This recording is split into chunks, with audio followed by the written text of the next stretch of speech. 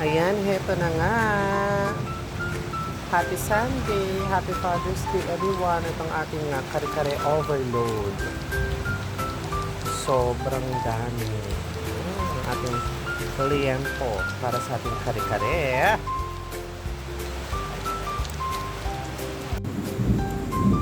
Yan ang ating fish fillet. Gawa din tayo fish fillet. Yan. Yan ang ating dinuguan.